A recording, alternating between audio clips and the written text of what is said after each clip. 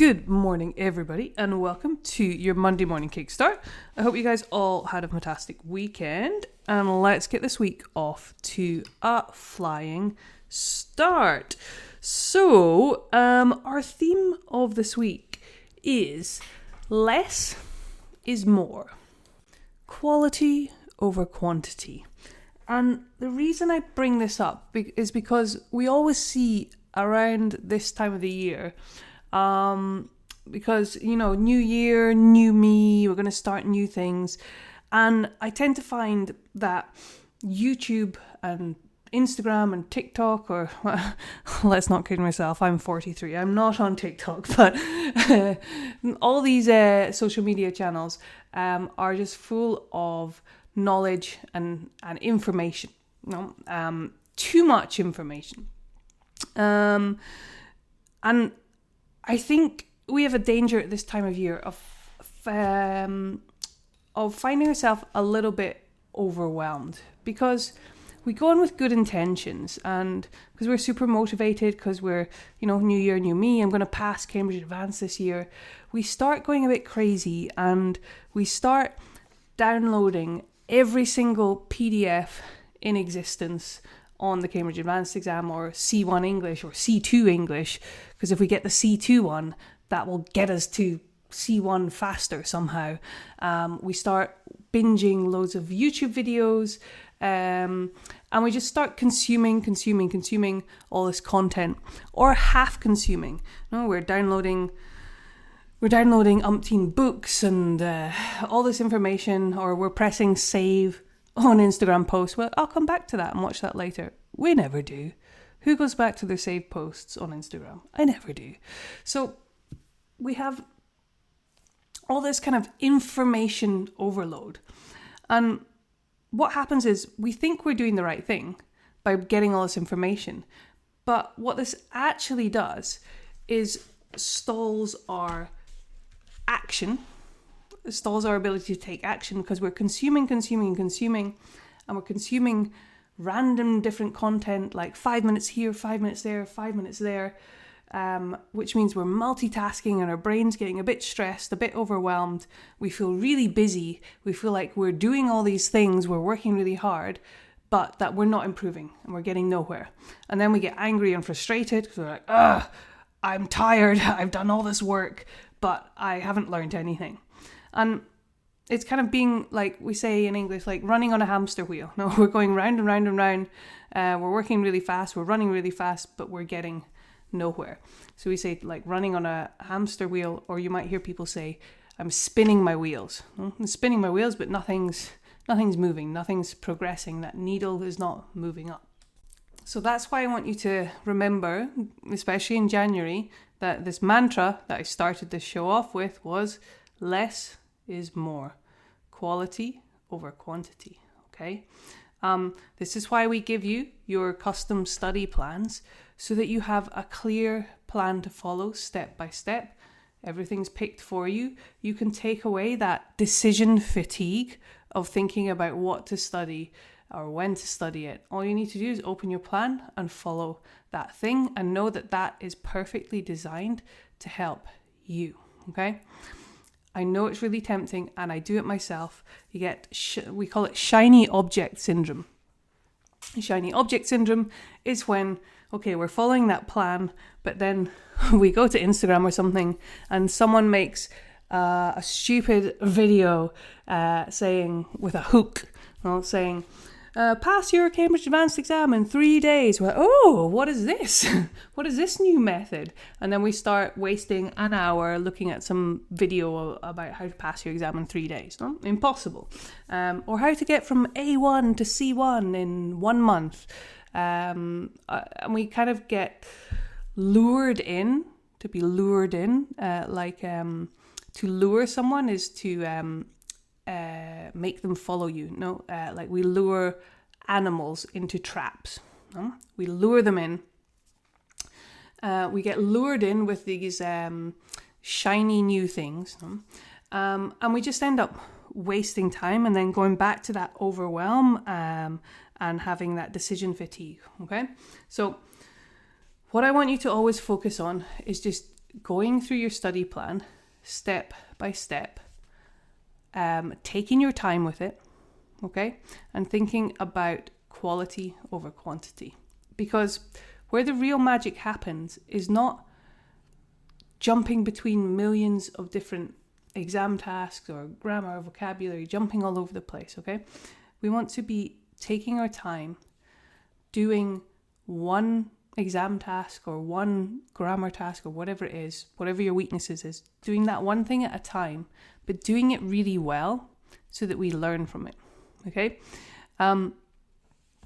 I would much rather, and a common mistake that people make, in fact, I was just speaking to someone today on Instagram who basically was just getting really annoyed. They've been studying for years and they've said, I've done every single test available. I've done all of them. I've done 92 listening tests, but my scores are not improving.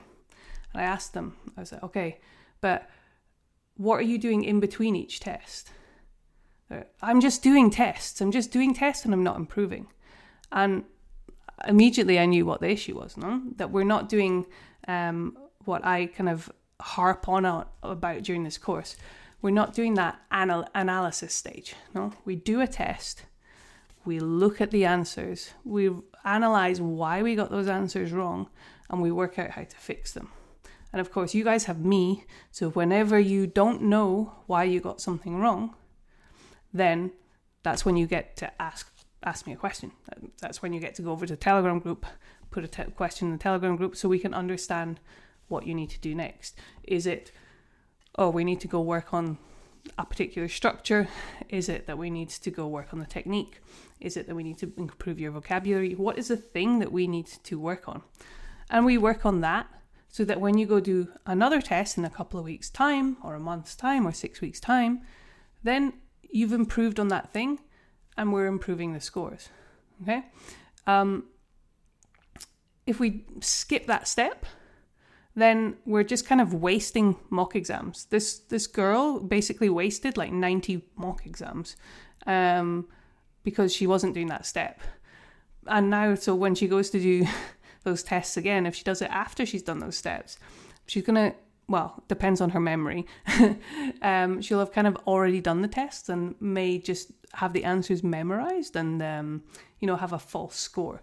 So super, super important that we don't just do test after test after test after test without that analysis stage.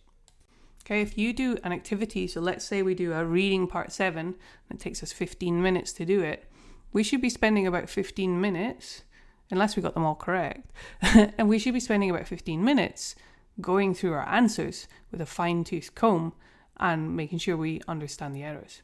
Because it's the same things every single time in these tests. It's the same distractor style they use. It's the same techniques that they use. So once we know what the problem is and we fix it, you're going to improve gradually, okay? If we don't solve that problem, then you're just going to be doing the same thing and making the same mistakes.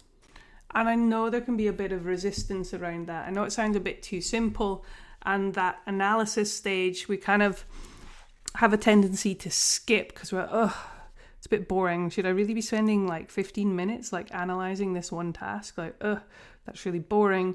It's a bit difficult. I have to think. It would be much easier if I just marked it and I just asked Cheryl immediately what the problem was. No?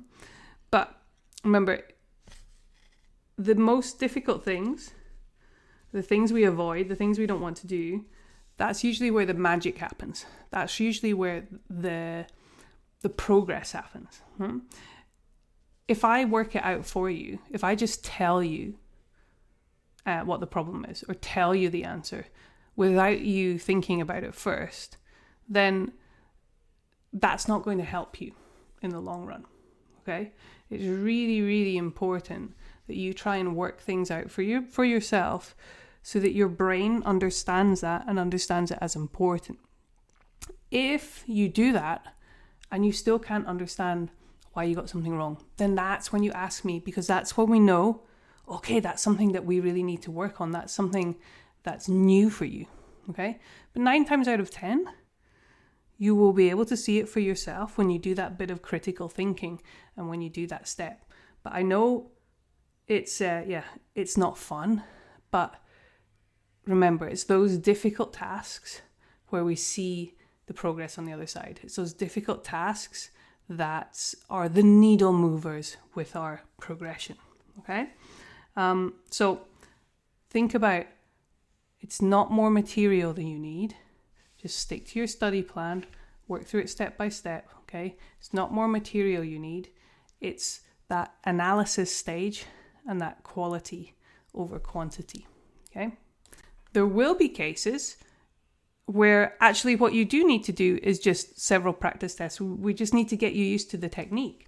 And then that's awesome. That's what we'll put on your plan. That's what we need to do. But everybody's different, okay? So best thing you can do is stick to your plan. And if you need other things to do, if you're not sure what to do next, do not go down the rabbit hole of YouTube or Instagram looking for things to do, okay? Ask me and I will help you, okay? Or ask the other students in this community as well. Like I always say that you guys, your superpower is how you guys come together as a community and how you guys help each other. It's absolutely fantastic. I love how you guys are so supportive of each other, but also you guys think of things that maybe I might not necessarily think of. You guys are the ones doing the exam. So I teach you the techniques that work for me and that, I have tried and tested over many, many years. However, everybody's slightly different. So we might find that, Mike, for example, might have a great tip for how to improve in listening part 4. Or Magda might be able to help you with use of English part 2. Because everybody has different styles of learning. And everybody has something you can contribute to the group. So, there are some people who are getting 100% on listening, but they really need to work on their speaking. Whereas some people who are, getting really high scores, doing a fantastic job with their speaking, but our listening scores are kind of at 58% or something. And it would be a huge benefit to kind of share information there and help each other out, okay? You've got study hall where you guys can work together and do exactly that. Do tasks together, help each other, share ideas. It is absolutely such a valuable way for you to get help rather than deep diving or doom scrolling, as they say, on TikTok. Okay, you've got coffee mornings on a Saturday where you guys can meet up and just have informal chats. You have the study buddy section on the Telegram group. So if you want to meet up, and I know a lot of you do this already, which is great.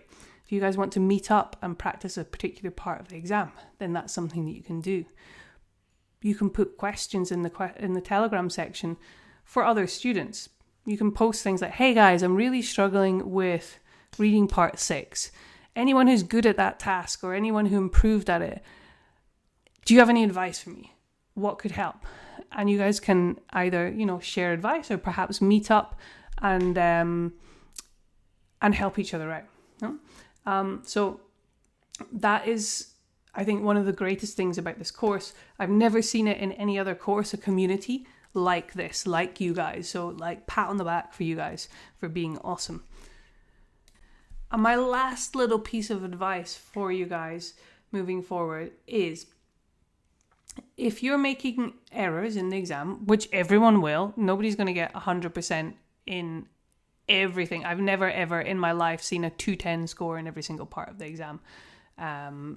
Never, ever. So you're going to make mistakes, okay? It's normal. But what we want to try and always do is take the emotion out of the mistakes, okay? Take the emotion out of the mistakes and use mistakes as feedback on how you can improve, okay?